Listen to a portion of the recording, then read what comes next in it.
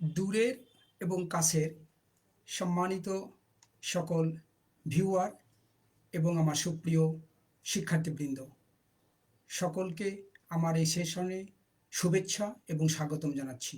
এবং পরবর্তীতে এই সেশনে যারা অংশগ্রহণ করবে সে সকল সম্মানিত সকল ভিউয়ার এবং শিক্ষার্থীদের আগাম শুভেচ্ছা এবং স্বাগতম জানাচ্ছি। সকলকে শুভ সকাল।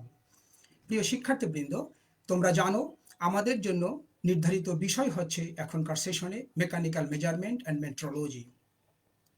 আজকে আমাদের আলোচনার জন্য প্রথম অধ্যায় আমরা নির্ধারণ করেছি, যেটির অধ্যায়টির নাম হচ্ছে মেট্রোলজির ধারণা গ্রহণ। প্রিয় শিক্ষার্থীবৃন্দ, আমরা এই প্রথম অধ্যায়ে যে সকল আলোচ্য বিষয়বস্তু আছে তার ভিতর থেকে আমরা শিক্ষার্থীদের যে সকল বিষয়ের উপরে সাধারণত একটু সমস্যা বেশি দেখা যায় এবং যে বিষয়গুলো অপেক্ষাকৃত বেশি গুরুত্বপূর্ণ এবং পরীক্ষার জন্য অপেক্ষাকৃত বেশি গ্রহণ করা উচিত, তার ভিতর থেকে এই বিষয়গুলো আজকের জন্য নির্ধারণ করেছি। মেট্রোলজির সংজ্ঞা, পরিদর্শনের ক্ষেত্রে প্রিসিশন, অ্যাকুরেসি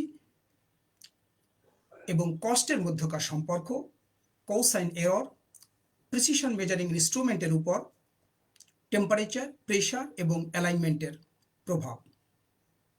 তাহলে শিক্ষার্থী বন্ধুরা, আমরা দেখে নিতে চেষ্টা করি আজকের সেশন শেষে আমরা কোন কোন বিষয়ের উপরে জ্ঞান অর্জন করতে পারবো, অর্থাৎ সেশনের উদ্দেশ্যটি কি।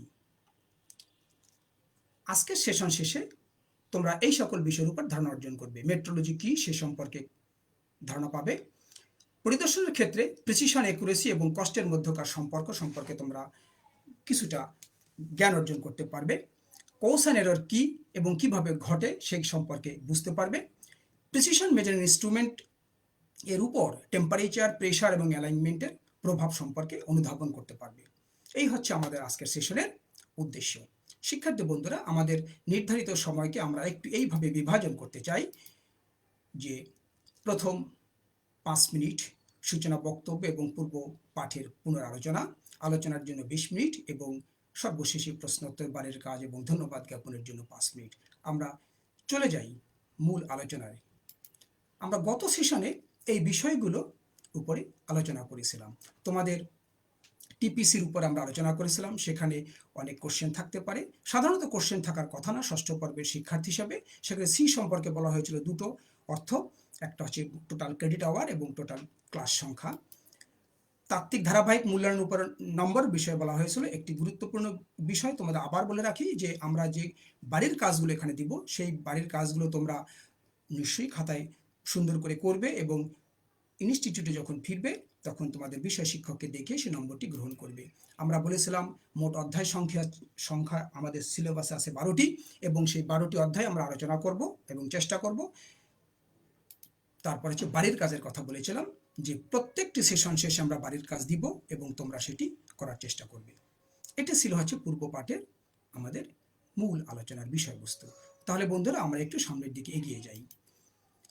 আমরা প্রথম আলোচনায় চলে যেতে চাই মেট্রোলজির সংজ্ঞা। মেট্রোলজির সংজ্ঞা বলতে আমরা কি বলতে পারি? দেখো তো, আমরা এইভাবে মেট্রোলজিকে সংজ্ঞায়িত করতে পারি কিনা। এবং সত্যিকারভাবেই মেট্রোলজি বলতে যেটা বোঝায় সেটা হচ্ছে এরকম যে পরিমাপকে বিজ্ঞানসম্মতভাবে জানার এবং শেখার বিষয়টি হচ্ছে মেট্রোলজি। পরিমাপকে বিজ্ঞানসম্মতভাবে, সায়েন্টিফিক্যালি পরিমাপ হচ্ছে একটি বিষয় এবং তাকে বিজ্ঞানসম্মতভাবে যদি আমরা আলোচনা করি, শিখি, কালচার করি, তবে সেটি হবে হচ্ছে মেট্রোলজি। এটি হচ্ছে একটি মেট্রোলজির পরিপূর্ণ সংজ্ঞা হিসেবে পরিগণিত হবে। কিন্তু প্রায়শই কিন্তু আমরা যতটুকু জানি এবং আলোচনা করি সেটা এরকম যে মেট্রোলজি হচ্ছে পরিমাপের বিজ্ঞান। মৌলিক কোনো পার্থক্য নেই, কিন্তু তোমাদেরকে জেনে নিতে হবে যে মেট্রোলজির পরিপূর্ণ সংজ্ঞাটা হচ্ছে এই: বিজ্ঞানসম্মতভাবে পরিমাপকে, মেজারমেন্টকে যদি আলোচনা করা হয়, বিশ্লেষণ করা হয়, পর্যালোচনা করা হয়, তবেই হবে হচ্ছে সেটি মেট্রোলজির আলোচনার বা আওতাভুক্ত। ঠিক আছে তো বন্ধুরা? এবারে আমরা একটু ছোট্ট একটি বিষয়, যেটি কিনা আমরা প্রায়শই দেখে থাকি, শুনে থাকি, বলে থাকি, সেই বিষয়ে জানিয়ে রাখতে চাই। সেটা হচ্ছে আমরা আমাদের মেশিনিং কার্যক্রম যে সকল জায়গায় ঘটে থাকে, আমাদের ইন্ডাস্ট্রিতে যে সকল জায়গায় এই পরিমাপ সম্পর্কিত বিষয় নেওয়া হয়, শিল্প কারখানায়, সে সকল জায়গায় এইরকম একটি টার্ম আমরা ব্যবহার করে থাকি। মাপজোক নেওয়া হয়, কাজ করা হয়, আমরা সেখানে প্রায়শই ব্যবহার করি ইন্সপেকশন, কিন্তু বাস্তবে সেই কার্যগুলো কিন্তু মেট্রোলজির অন্তর্ভুক্ত। এগুলোকে কিন্তু মেট্রোলজি হিসেবে অভিহিত করা উচিত, কিন্তু আমরা সেগুলোকে অন্য একটি টার্ম বা টার্মিনোলজিতে অভিহিত করে থাকি ইন্সপেকশন। এটা ইউজুয়াল একটি বিষয়, তোমাদেরকে জানার জন্য আমি জানিয়ে রাখলাম। এবার আবার চলে আসি মেট্রোলজির সংজ্ঞার আরেকটি অংশের সঙ্গে। প্রথমেই বলেছি পরিমাপকে বিজ্ঞানসম্মতভাবে, তাহলে পরিমাপ কি সেটি কিন্তু আমাদের অবশ্যই জেনে নেওয়া উচিত। এখন আমরা একটু দেখে নেওয়ার চেষ্টা করি পরিমাপ বলতে কি বোঝায়। পরিমাপ কিছুই না, যে কোনো একটি বস্তু বা পদার্থের কোনো একটি বৈশিষ্ট্যকে যদি আমরা সংখ্যা দ্বারা প্রকাশ করা হয় বা করি, এবং তা যদি অন্য একটি বস্তু বা পদার্থের সঙ্গে, অনুরূপ একটি বস্তু বা পদার্থের সঙ্গে তুলনা করতে পারি বা করা হয়, তবে সেই বৈশিষ্ট্যটাকে বলা হবে হচ্ছে পরিমাপ। আশা করি তোমরা বুঝতে পেরেছো। যে কোনো একটি উদাহরণ মনে মনে কল্পনা করো, তাহলে দেখবে তোমরা পরিমাপকে পরিপূর্ণভাবে বুঝতে পারছো। সেটাই হচ্ছে মেজারমেন্ট। আবারও বলি, পরিমাপ হচ্ছে কোনো একটি বস্তু বা পদার্থের কোনো একটি বৈশিষ্ট্যকে যদি আমরা সংখ্যা দ্বারা প্রকাশ করি এবং তা অন্য একটি কোনো বস্তু বা পদার্থের সঙ্গে তুলনা করি, তবেই সেটি হবে পরিমাপ। এবং এই পরিমাপকে, যা তুমি এখন মনে মনে কল্পনা করছো, যে কোনো আঙ্গিকে, সেটিকে যদি বিজ্ঞানসম্মতভাবে আমরা পর্যালোচনা করি, শিখি, বুঝাই, তবেই সেটি হবে হচ্ছে মেট্রোলজি। বন্ধুরা, আমরা সংজ্ঞায় শেষ করলাম, কিন্তু একটি বিষয় আমরা জেনে নিতে চাই যে মেট্রোলজির আওতা কতভাবে বিস্তৃত হতে পারে। আমরা ইন্ডাস্ট্রিতে মেট্রোলজিকে যেভাবে কাজ করি, সেটি কিন্তু আমরা বলতে পারি ইন্ডাস্ট্রিয়াল মেট্রোলজি। এই ইন্ডাস্ট্রিয়াল মেট্রোলজি আসলে কোন বিষয়টুকুনিকে নিয়ে কাজ করে? সেটি হচ্ছে শিল্প কারখানায় উৎপাদন এবং পরিদর্শন কাজে ব্যবহৃত যে সকল পরিমাপ যন্ত্রাদি, তার যথাযথ কার্য উপযোগিতা নিয়ে এই মেট্রোলজির আওতাভুক্ত। মোটা দাগে আমি এখন তোমাদেরকে দেখানোর বা বলার চেষ্টা করছি এটাই, যে মেট্রোলজিকে মোটা দাগে তিনটি পর্যায়ে বা তিনটি ক্যাটাগরিতে বা তিনভাবে বিন্যস্ত করা যেতে পারে। প্রথম বিন্যাসটি হচ্ছে ইন্ডাস্ট্রিয়াল মেট্রোলজি। বুঝতে পারলে তো? এর পরের যে বিষয়টি আসবে সেটা হচ্ছে সায়েন্টিফিক মেট্রোলজি। এটি কেমন বা এর আওতাটা কি? সেটা হচ্ছে মাপের আদর্শ একক সৃষ্টি, সংরক্ষণ এবং উন্নয়ন করা। মাপের আদর্শ একক সৃষ্টি, সংরক্ষণ, উন্নয়ন করা, এবং এই ধরনের কাজ করতে বিভিন্ন সংগঠন ও প্রতিষ্ঠান সৃষ্টি ও পরিচালনা করাও হচ্ছে এই মেট্রোলজির আওতাভুক্ত। কোনো একটি দেশে, কোনো একটি রাষ্ট্রে এই সায়েন্টিফিক মেট্রোলজি তারা এই কাজগুলো করে থাকে। লিগ্যাল মেট্রোলজি আরেকটি অংশ, যা কিনা এই দুটোকে একত্রিত করে তারা ভাবায় এবং আইনগত দিকগুলো পর্যালোচনা করে এবং তারা নিয়ন্ত্রণ করে। সেটা কি? মাপের বিভিন্ন যন্ত্রাদির সূক্ষ্মতা, সঠিকতা দেখভাল করে এবং উৎপাদন নিয়ন্ত্রণ, পরামর্শ প্রদান, পর্যবেক্ষণ করা এই মেট্রোলজির আওতাভুক্ত। আশা করি তোমরা বুঝতে পেরেছো। আমরা এখন চলে যেতে চাই পরের আলোচ্য বিষয়। সেটি হচ্ছে পরিদর্শনের ক্ষেত্রে প্রিসিশন, অ্যাকুরেসি এবং কস্টের মধ্যকার সম্পর্ক। প্রিয় শিক্ষার্থীবৃন্দ, যদি আমরা এটা আলোচনা করতে চাই, আমাদের প্রথমেই একটু দেখে নিতে চাই এবং তোমাদেরকে আমি এই বিষয়টি একটু আলোকপাত করতে চাই তোমাদের সাথে। সেটি হচ্ছে প্রিসিশন বলতে কি বুঝবো, এবং তারপরেই আমরা দেখার চেষ্টা করব অ্যাকুরেসি বলতে কি বুঝবো। আমরা একটু দেখি তো প্রিসিশন বলতে কি বুঝায়। যে একাধিক মাপের পরিমাণ এবং তাদের নিজেদের সাপেক্ষে তারা কত কাছাকাছি আসে সে বিষয়টি, এবং তাদের মধ্যকার তুলনামূলক বিশ্লেষণ, যদি এটা আমরা করতে পারি তবে সেটাকে বলা হবে প্রিসিশননেস। এবং তার দুটো অংশ থাকতে পারে, দুটো নেচার থাকতে পারে, প্রকৃতি থাকতে পারে। সেটা হচ্ছে একটা প্রিসিশন অথবা নন প্রিসিশন। তাহলে কেমন হলো? অনেকগুলো মাপ আমরা গ্রহণ করলাম, সেই মাপগুলোর মধ্যে যদি তারা এমন মাপগুলোর অবস্থাটা যদি এমনভাবে আমাদেরকে সামনে প্রদর্শিত হয় যে তাদের নিজেদের মধ্যের বিষয়টি হচ্ছে কত কাছাকাছি মাপগুলো বা কত দূরবর্তী, এটা যদি হয় তাদের নিজেদের সাপেক্ষে, সেই তুলনামূলক বিশ্লেষণটা যদি আমরা করে বুঝতে পারি যে তারা খুব কাছাকাছি বা খুব দূরবর্তী, তাহলেই সেটাকে বোঝাবে হচ্ছে প্রিসিশননেস। আইদার সেটা হবে প্রিসিশন অথবা নন প্রিসিশন। ঠিক অনুরূপভাবে আমরা অ্যাকুরেসির বিষয়টাকেও সংজ্ঞায়িত করতে চাই, সেটা হচ্ছে একাধিক মাপের পরিমাণ। ঠিক আছে, তো অনেকগুলো মাপ নিলাম, মনে করা যাক একাধিক মাপ। এইবার আমরা বলতে চাই সেই মাপগুলোর সঙ্গে আমরা তুলনা করতে চাই কোনো একটি পূর্ব নির্ধারিত নির্দিষ্ট মাপের সাপেক্ষে এই প্রাপ্ত মাপগুলোর সঙ্গে আমরা তুলনা করব। কোনো একটি পূর্ব নির্ধারিত বা নির্দিষ্ট মাপের সাথে এই প্রাপ্ত মাপগুলোর আমরা পরিমাণকে তুলনা করব। করে যদি আমরা তুলনামূলক বিশ্লেষণ করে দেখতে চাই তারা খুব কাছাকাছি বা খুব দূরবর্তী, তখনই আমরা বলতে চেষ্টা করব প্রাপ্ত মাপগুলো অ্যাকুরেট অথবা নট অ্যাকুরেট। যদি খুব কাছাকাছি হয় তাহলে বলবো অ্যাকুরেট মাপ পেয়েছি, না হলে বলবো অ্যাকুরেট না। তাহলে প্রেসিশননেস বা প্রেসিশন এবং অ্যাকুরেসি বলতে আমরা নিশ্চয়ই একটি ধারণা পেয়েছি। এখন আমরা দেখতে চেষ্টা করব যে এরকম একটি উদাহরণ দিয়ে, মনে করা যাক যে 10 মিটার দৈর্ঘ্যের একটি রড আমরা মাপতে চাই। 10,000 পিসের রড তৈরির একটি লট থেকে আমরা এই ঘটনাগুলো পর্যবেক্ষণ করব। তৈরি করলাম 10,000 পিসের রডের একটি লট।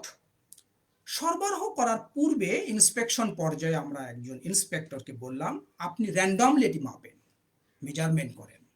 উনি 5টি স্যাম্পল রড উনি মাপলেন, মেপে যে 5টি মাপ পেলেন উনি একটি টেবিলে সেটি সারিবদ্ধ করলেন, হয়ে গেল। ঠিক আবার খানিকক্ষণ পরে আবার 5টি রডকে উনি র্যান্ডমলি মেপে আবার সারিবদ্ধ করলেন। এই আমরা যে 5টি রডকে একবার মাপলাম, আবার 5টি স্যাম্পল রডকে আবার মেপে আরেকটি টেবিলে রাখলাম, তাহলে দুটো টেবিল পেলাম। আমার এখন তোমাদের কাছে প্রশ্ন হচ্ছে যে কোন টেবিলের মাপ প্রেসিশন প্রকাশ করতেছে এবং কোন টেবিলের মাপ অ্যাকুরেসি প্রকাশ করছে। শিক্ষার্থী বন্ধুরা একটু খেয়াল করবে, আমরা কিন্তু এখন তোমাদের কাছে প্রশ্ন ছুড়ে দিচ্ছি। সময় হচ্ছে 20 সেকেন্ড, আমি কাউন্ট ডাউন করব। ওকে, 20, 19, 18, 17, 16, 15, 14, 13, 12, 11, 10, 9, 7, 7, 6, 5, 4, 3, 2, 1, 0 ওভার। ওকে, ধন্যবাদ। ঠিক তোমরা যারা মনে করতে পেরেছো তাদেরকে ধন্যবাদ। এটাই হবে। টেবিল 1 হচ্ছে প্রিসিশননেস প্রকাশ করছে, টেবিল 2 অ্যাকুরেসি প্রকাশ করছে। আমি একটি টেবিলের কথা তোমাদেরকে একটু অনুধাবন করিয়ে দিতে চাই। আমরা 10 মিটার দৈর্ঘ্য মাপতে চাচ্ছি, তাই না? খেয়াল করে দেখো টেবিল 2 এটাই প্রকাশ করছে। ঠিক মাপগুলো যা আছে তা 10 মিটার দৈর্ঘ্যের আছে অথবা তার কাছাকাছি আছে, এই জন্য এটাই হচ্ছে অ্যাকুরেসির জন্য এটি টেবিল 2কে উদাহরণ হিসেবে পরিগণিত করা হয়েছে। আর টেবিল 1 হচ্ছে প্রিসিশননেস, কারণ তারা 10 মিটার দৈর্ঘ্যের কাছাকাছি নেই, কিন্তু তাদের নিজেদের মাপের মধ্যে তারা খুব কাছাকাছি, এই জন্য এটা হচ্ছে প্রিসিশন উদাহরণ প্রকাশ করছে। ওকে, এখন তোমাদের কাছে আরেকটি ছোট্ট প্রশ্ন। একজন ইঞ্জিনিয়ার হিসাবে, একজন আমরা শিল্প কারখানায় আমরা যারা কাজ করব ভবিষ্যতে, বা আমরা যারা লার্নার আছি এই মুহূর্তে, তাদের কাছে বলতো এই উদাহরণের সাপেক্ষে আমরা কোন প্রিসিশননেসটাকে বেশি গুরুত্ব দিব না অ্যাকুরেসিটাকে গুরুত্ব দিব আমাদের লটকে বাঁচানোর জন্য? প্রিসিশননেস না অ্যাকুরেসি, কোনটা বেশি গ্রহণযোগ্য, কোনটা বেশি গুরুত্বপূর্ণ, কোনটা বেশি ডেজারেবল? শিক্ষার্থী বন্ধুরা চিন্তা করছো তো? চিন্তা করছো তো? চিন্তা করছো তো? দেখো তো এটা কিনা, সবার কাছে এটা অ্যাকুরেসি। যদি অ্যাকুরেসিটা না মেনটেন করতে পারি তাহলে লটকে বাঁচানো যাবে না এবং সেই লটটি অগ্রহণযোগ্য হিসেবে পরিগণিত হবে। ওকে, চলে আসি শিক্ষার্থী বন্ধুরা, আমরা একটি নিচের চিত্রের মাধ্যমে বোঝার চেষ্টা করি। মনে করা যাক আমরা টেবিল 1 এবং টেবিল 2তে যা পেলাম তা আমরা এইভাবে চিত্রায়িত করলাম। সেটা হচ্ছে প্রিসিশননেস যেটা পেলাম সেটা হচ্ছে দুইভাবে, একটা তাই না, একটা মনে করা যাক প্রিসিশন এবং নন প্রিসিশন। তাহলে এই রোটাকে প্রিসিশন এবং এইটাকে হচ্ছে নন প্রিসিশন, এবং অ্যাকুরেসি যেটা মাপলাম সে দুইভাবে, এটা হচ্ছে অ্যাকুরেট এবং এটা হচ্ছে নট অ্যাকুরেট। তাহলে এরকম 4টা কোয়াড্রেন্ট পেলাম, 4টা বর্গক্ষেত্র বা 4টা খোপ পেলাম। তাহলে সেইভাবে যদি বিশ্লেষণ করি দেখা যাবে এইটা হচ্ছে নট অ্যাকুরেট এবং প্রিসাইজ, এইটা হচ্ছে অ্যাকুরেট এবং নট প্রিসাইজ। সেইভাবে তোমরা যদি একটু দেখতে চেষ্টা করো এই যে কোয়াড্রেন্টটি, এই কোয়াড্রেন্টির ভিতরে যে মাপগুলো পড়েছে, যে স্যাম্পলগুলো আমরা পাবো সেগুলো হচ্ছে as well as at the same time accurate এবং প্রিসাইজ। তাহলে আমাদের এই 4টি কোয়াড্রেন্টের মধ্যে বলতো সব থেকে গ্রহণযোগ্য কোন কোয়াড্রেন্টের মাপগুলো গ্রহণযোগ্য হবে? নিশ্চয়ই তোমরা এখন সিদ্ধান্ত নিতে পারলা, যেহেতু একটু আগেই বলেছি অ্যাকুরেসিটা সবার ক্ষেত্রেই মোর ডিজায়ারেবল। সত্যিকারভাবেই তাই। আমাদের যাই আমরা বলি না কেন, আমাদের কাছে এই চতুর্থ কোয়াড্রেন্টের বিষয়টি হচ্ছে সব থেকে গ্রহণযোগ্য। প্রিসাইজ এবং অ্যাকুরেটটাই হচ্ছে সত্যিকারভাবে সবার কাছে গ্রহণযোগ্য। বন্ধুরা, আমরা এখন চলে যেতে চাই কষ্টের সঙ্গে সম্পর্ক দেখতে। খেয়াল করো, আমরা এই বিষয়গুলো যদি মেনটেন করতে চাই তাহলে কি ঘটবে? তোমাদের কাছে প্রশ্ন যে অধিক প্রিসিশন ইনস্ট্রুমেন্ট সংগ্রহ করতে চাই, তাহলে কি প্রয়োজন? চিন্তা করো।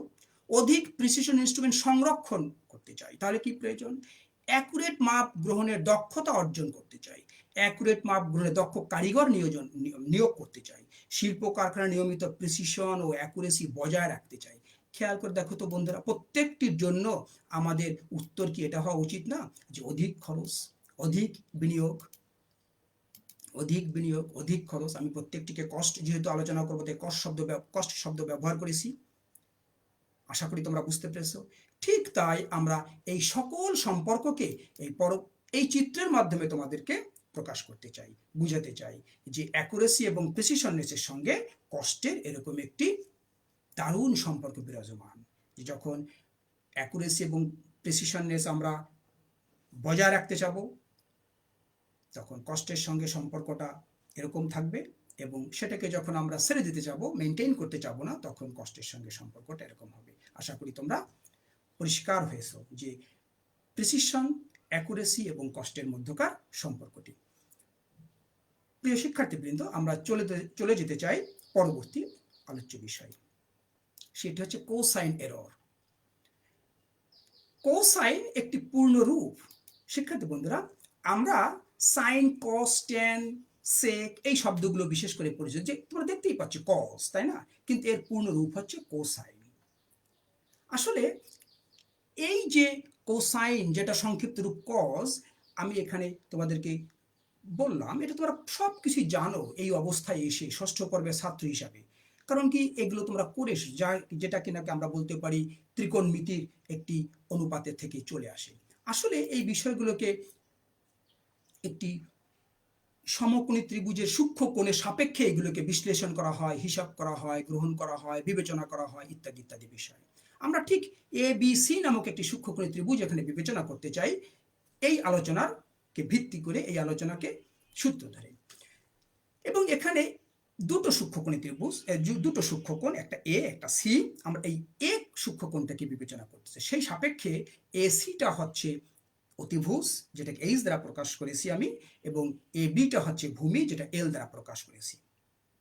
এবং যদি এ সূক্ষ্মকোণটাকে বিবেচনা করতে চাই, তাহলে এই এসি এবং এ বি যদি অতিভুজ এবং ভূমি হয়, তাহলে এ বি সি সমকোণী ত্রিভুজকে যদি একটি ভেক্টর ত্রিভুজ হিসেবে আমরা বিবেচনা করি, ইঞ্জিনিয়ারিং মেকানিক্সের আমরা জ্ঞান থেকে যদি বিশ্লেষণ করি, তাহলে অতিভুজ এ সির মানটাকে আমরা এই সূক্ষ্মকোণ এ কোণ এর সাপেক্ষে, এবং এইখানে যদি আমরা কসকে বিবেচনা করি, অর্থাৎ অনুপাতকে কসকে বিবেচনা করি, তাহলে আমরা এই ভূমি এইটাকে, এই ভেক্টরটাকে পেতে পারি কস অফ অতিভুজ বা এসি গুণন হিসাবে, তাই না? দেখো তো আমরা এই সূত্রটাকে ব্যবহার করতে পারি কিনা। cos of A is equal to AB by AC, যেটা আমরা সবাই জানি, এবং ভূমি AB is equal to হবে হচ্ছে cos A into অতিভুজ AC। সব তোমাদের জানা নিশ্চয়ই। কিন্তু কেন এই সূত্রটিকে আমরা ব্যবহার করলাম, এবং ভূমি is equal to cos A অতিভুজ AC, এরকম একটি বিষয়? কারণটা হচ্ছে, আলোচ্য বিষয় হচ্ছে কোসাইন এরর। এরর শব্দটি পরে আসি, কোসাইন কেন ব্যবহার করা হচ্ছে সেটি, এবং এরর শব্দটি একটু পরে। বাম পাশের চিত্র থেকে একটু খেয়াল করার চেষ্টা করি। দেখো, আমি এখানে দেখিয়েছি যে মনে করা যাক আমরা মেট্রোলজির ভিতরে যেহেতু আলোচনাটি আমরা মাপতে চাই, এল নামক একটি দৈর্ঘ্য, যেটাকে L0 দিয়ে আমি দেখিয়েছি। এবং প্রথম অবস্থায় এখানে একটা স্টিল রুল আমি স্থাপন করেছি, যেটা একদম সমান্তরাল অবস্থায় আছে। তাহলে যদি আমরা উলম্বভাবে আমরা সবসময় মাপ নিব বা নেই, এটা আমরা জানি, আমরা দেখছি, তাহলে L0 যে মাপটি টার্গেট ভ্যালু যদি কল্পনা করি বা বলি, তাহলে এই জিরোর যে মাপটি পাবো একদম সমান সমান পাবো। যে অবস্থায় আমি এখানে চিত্রে দেখিয়েছি মাপটি হচ্ছে ঠিক কোনটা হচ্ছে A0, অর্থাৎ যখন কোণের মান দুটোর মধ্যবর্তী A0 0 ডিগ্রি, সেই অবস্থায় L0 মান যায়, H0 মান ঠিক তাই। ঠিক এই অবস্থায় যদি আমরা এই রুলারটাকে একটু কৌণিকভাবে স্থাপন করি, ইচ্ছাকৃতভাবে বা অনিচ্ছাকৃতভাবে, তখনই খেয়াল করে দেখো তো এখানে একটি কোণ তৈরি হলো, মনে করি 10 ডিগ্রি, মনে করি, বা যে কোনো কোণ হতেই পারে। সঙ্গে সঙ্গে এইখানে রুলারের যে দৈর্ঘ্যটা সেটিকে একটু বৃদ্ধি পেয়ে গেল না? একইভাবে আরেকটু কোণকে বাড়িয়ে দিলাম, আমি এখানে 20 ডিগ্রি দেখিয়েছি, রুলারের দৈর্ঘ্য আরেকটু বৃদ্ধি পেয়ে গেল না? আরেকটু কোণকে বাড়িয়ে দিই, মনে করি 30 ডিগ্রি, তাহলে রুলারের দৈর্ঘ্য আরেকটু বৃদ্ধি পেয়ে গেল না? এই অবস্থায় রুলারের প্রকৃত দৈর্ঘ্য আমি এখানে মাপ যেটি পাবো, আর এইখানের যে ভেক্টরের সাপেক্ষে যে এই আনুভূমিক যে ভূমির মাপটি পাওয়া যাবে, সেটির মধ্যে কিন্তু একটু তফাৎ নিশ্চয়ই হবে এই সূত্রের মাধ্যমে, তাই না? কিন্তু প্রকৃত মাপ যখন 0 ডিগ্রি ছিল, তখন এইচের মাপ, H0 মাপ আর L0 মাপ কিন্তু সমান ছিল। তোমরা কি এখন বুঝতে পারছো আমি কি বলতে চাচ্ছি?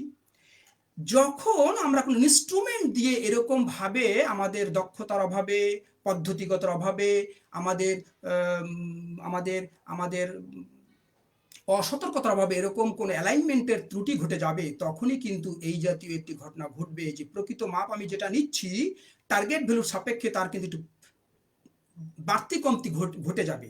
সেই সাপেক্ষে আমাদের ইচ্ছাটা থাকবে এই ফর্মুলাটি ব্যবহার করে এই আনুভূমিকের মাপটা, ভূমির মাপটা আমরা গ্রহণ করব, বের করব, করে প্রকৃত মাপের সাপেক্ষে টার্গেট ভ্যালুর সাথে তুলনা করে দেখব যে তার তফাৎটি কতটুকু হয়।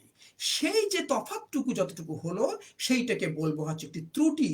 এবং সেই তফাৎটুকু যে বের করলাম, ভূমির মানটা যে বের করলাম, সেখানে একটি কজের ফর্মুলা ব্যবহার করেছি, কজ অনুপাতকে ব্যবহার করেছি। সেই জন্য এই ত্রুটিটি বের করার সাথে যেহেতু কজ ফর্মুলাটিকে ব্যবহার করেছি, তাই এখানে বলা হবে হচ্ছে কোসাইন এরর। আশা করি তোমরা বুঝতে পেরেছো। আমরা এখন চলে যেতে চাই এই অবস্থায় যদি ভূমিকে এল দ্বারা এবং অতিভুজকে এইচ দ্বারা প্রকাশ করি, তাহলে আমরা বিভিন্ন কোণের সাপেক্ষে এই ফর্মুলাগুলো বলতে পারি এবং কোসাইন এররকে আমরা এইভাবে প্রকাশ করতে পারি। এবং এখানে আমি প্রত্যেক বেলায় টার্গেট ভ্যালু এলকে এইভাবে প্রকাশ করেছি এবং প্রত্যেক বেলায় অ্যাঙ্গেলের সাপেক্ষে প্রাপ্ত কস ফর্মুলাকে ব্যবহার করে যে আমরা এল পাবো, সেটাকে আমরা L0 L10 ব্যবহার করছি, মাঝখানে টিল্ড প্রতীকটা ব্যবহার করেছি, যেটা কিনা কম বেশি হওয়ার সম্ভব হতে পারে বা হলেও হতে পারে, সেই কারণে সরাসরি মাইনাস চিহ্ন ব্যবহার করিনি। এটাই হবে কস সাইন এররের মূল ফর্মুলা।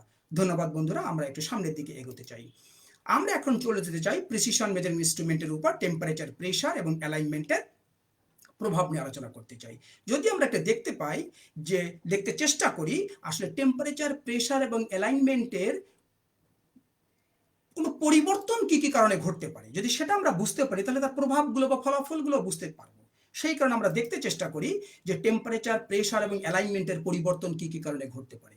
দেখো তো বন্ধুরা, আবহাওয়া তাপমাত্রা এবং চাপের পরিবর্তনের কারণে কি টেম্পারেচার, প্রেসার এবং অ্যালাইনমেন্টের পরিবর্তন হওয়া সম্ভব কিনা? একই সাথে ব্যবহারকারী শরীরের বাড়তি তাপমাত্রা এবং হাতের বাড়তি চাপের কারণে এটা হওয়া সম্ভব কিনা? আরেকটি কারণ অবশ্যই হতে পারে, সেটা হচ্ছে মনে করছে একটি যন্ত্রাংশ অনেকগুলো আলাদা আলাদা যন্ত্রাংশ নিয়ে তৈরি। দেখা যেতে পারে সেই বৃহৎ যন্ত্রের কোনো একটি বা একাধিক যন্ত্রাংশ এই কোনো একটি কাজের ক্ষেত্রে চলাচল করতেছে, সবগুলো চলতেছে না হয়তোবা। সেই যে এক বা একাধিক যন্ত্রাংশ স্লাইড করতেছে বা মুভ করতেছে বা রোটেট করতেছে, তাদের কারণে সেগুলো গরম হয়ে যেতে পারে, উত্তপ্ত হতে পারে, তাদের একের সাপেক্ষে অপরটির উত্তপ্ত হওয়ার কারণে মিস অ্যালাইনমেন্ট তৈরি হতে পারে, এই কারণে কিন্তু আর একটি গন্ডগোল হয়ে যেতে পারে। তারপরে হতে পারে যিনি কাজ করতেছে তার পদ্ধতিগত ত্রুটির কারণে, তার অসতর্কতার কারণে আরেকটি ত্রুটি হতে পারে। তারপরে সর্বোপরি হচ্ছে যে কোনো পর্যায়ে যারা ম্যানুফ্যাকচারিং করতেছে তাদের রক্ষণাবেক্ষণের ব্যবস্থা ত্রুটির কারণে হতে পারে। ইন্ডাস্ট্রিতে যারা ব্যবহার করতেছেন তাদের সংরক্ষণ এবং রক্ষণাবেক্ষণ ব্যবস্থার ত্রুটির কারণেও আমাদের এই পরিবর্তনগুলো হতে পারে। যে কারণেই ঘটুক না কেন, আমাদের প্রভাবটি কি হতে পারে? আমরা প্রিসিশন মেজারিং ইনস্ট্রুমেন্ট দিয়ে কি পাই বা কি কাজ করব, সেটা হচ্ছে প্রিসিশন এবং অ্যাকুরেট মাপ পাওয়া যাবে না। যদি কিনা এই কাজগুলো বা পরিবর্তনগুলো ঘটে, তাহলে প্রিসিশন এবং অ্যাকুরেট, প্রিসাইজ এবং অ্যাকুরেট মাপ আমরা পাবো না, তাই না? যদি না পাই তাহলে কি হতে পারে? পরিদর্শন এবং উৎপাদন কাজ ব্যাহত হবে নিশ্চিতভাবেই। যদি পরিদর্শন এবং উৎপাদন কাজ ব্যাহত হয়, তাহলে সংরক্ষণ ব্যবস্থার মান বৃদ্ধি করতে হবে ওই বিষয়গুলোকে মেনটেন করার জন্য। একই সাথে রক্ষণাবেক্ষণ ব্যবস্থা এবং পদ্ধতির উন্নয়ন খরচও বাড়াতে হবে। তোমরা কি মনে করো এটি কি একেবারেই সম্পর্কযুক্ত বিষয়? তো নিশ্চয়ই তাই। যদি এই দুটো করতে হয়, তাহলে সামগ্রিক খরচ বৃদ্ধি পাবে। যদি সামগ্রিক খরচ বৃদ্ধি পায়, শিক্ষার্থী বন্ধুরা তোমরা নিশ্চয়ই বুঝতে পারছো, তাহলে মুনাফা হ্রাস পাবে। এটাই হচ্ছে টেম্পারেচার, প্রেশার এবং অ্যালাইনমেন্টের প্রভাব। এই যে প্রভাবগুলো এবং কারণগুলো আমি বললাম, এর সঙ্গে আর অনেক যুক্তিসঙ্গত কারণ এবং প্রভাব থাকতেই পারে। তোমাদের বিবেচনায় অতিরিক্ত যে সকল যুক্তিসঙ্গত কারণ এবং প্রভাব থাকবে, সেগুলো তোমরা বিবেচনা করবা এবং সেগুলো তোমরা অবশ্যই বিবেচনায় নিয়ে আসবা। ধন্যবাদ বন্ধুরা। আমরা এখন চলে যেতে চাই প্রশ্নোত্তর অংশে। আশা করি তোমাদের এর ভিতর থেকে অনেক প্রশ্ন জন্ম নিয়েছে। হয়তোবা প্রশ্ন জন্ম নেয়নি, কিন্তু এটা একেবারেই সমীচীন নয়। নিশ্চয়ই তোমাদের অনেক প্রশ্ন জন্ম নিয়েছে। তোমরা কমেন্টসে সেই প্রশ্নগুলো দিয়ে দিবে, আমরা আগামীতে সেই প্রশ্নের উত্তরগুলো দেওয়ার চেষ্টা করব। কেউ কার্পণ্য করবে না, তবে মনে রাখবে বেশি বেশি পড়বে, বেশি বেশি জানার চেষ্টা করবে। একটি কথা আমি ওখানে দ্রুততার কারণে বলতে ভুলে গেছি।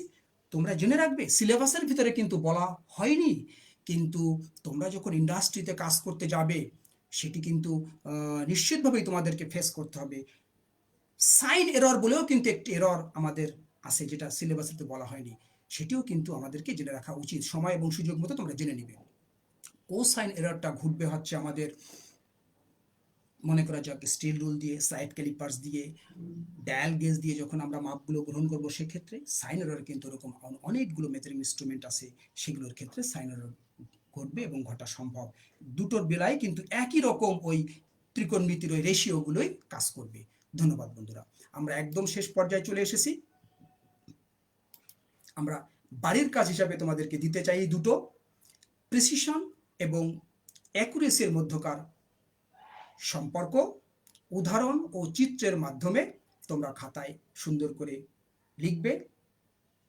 এবং 2 নম্বর অ্যাসাইনমেন্ট তোমাদের হচ্ছে কোসাইন এরর কি, সেটি সুন্দর করে বুঝিয়ে উদাহরণ সহ বর্ণনা করে খাতায় লিখবে। আমি এখানে তোমাদেরকে কোনো একটি সুনির্দিষ্ট উদাহরণ দেইনি। মনে করা যাক তোমরা ওইখানে আমি যেটা H0 দেখিয়েছি, H10 দেখিয়েছি, H20 দেখি, তোমরা সেখানে একটা নির্দিষ্ট মাপ দিয়ে একটা নির্দিষ্ট অ্যাঙ্গেল ধরে একটা উদাহরণ তৈরি করে লিখে দিবে। তাহলে চমৎকার একটা উদাহরণ তৈরি হয়ে যাবে। আশা করি তোমরা বুঝতে পেরেছো। যথাযথ উদাহরণটি দিবে, একটা নির্দিষ্ট মাপ সরাসরি স্টিল রুল থেকে বা স্লাইড ক্যালিপার্স থেকে নিবে, তাহলে কিন্তু উদাহরণটি জুৎসই হবে। ধন্যবাদ বন্ধুরা। আমরা একদম শেষ প্রান্তে চলে এসেছি। আমার এই সেশনে যারা যে সকল সুপ্রিয় শিক্ষার্থীবৃন্দ অংশগ্রহণ করেছো, তাদেরকে সকলকে ধন্যবাদ। যে সকল সুমনোধ্যায়ী এবং সম্মানিত ভিউয়ার বৃন্দ অংশগ্রহণ করেছিলেন, তাদেরকেও ধন্যবাদ। ভবিষ্যতে এই সেশনটি অনুসরণ করার জন্য এবং দেখার জন্য আমাদের এখানে প্রদর্শিত যে হাইলাইটেড ওয়েবসাইটের অ্যাড্রেস আছে, জাতীয় দক্ষতা বাতায়নে যে সেই ভিজিট করার জন্য সেই ওয়েবসাইটটি আমি সকলকে অনুরোধ জানাচ্ছি। এবং আগামী সেশনে সকল সুপ্রিয় শিক্ষার্থীবৃন্দকে আমার এই সেশনে অংশগ্রহণ করার জন্য আহ্বান জানাচ্ছি। আগামী সেশনটিতে আমরা দেখব 2য় অধ্যায়। তোমাদেরকে সেই অধ্যায়টি একটু দেখে আসার জন্য আমি অনুরোধ জানিয়ে আজকের এই সেশনটি আনুষ্ঠানিকভাবে শেষ করছি। সকলকে পুনরায় ধন্যবাদ।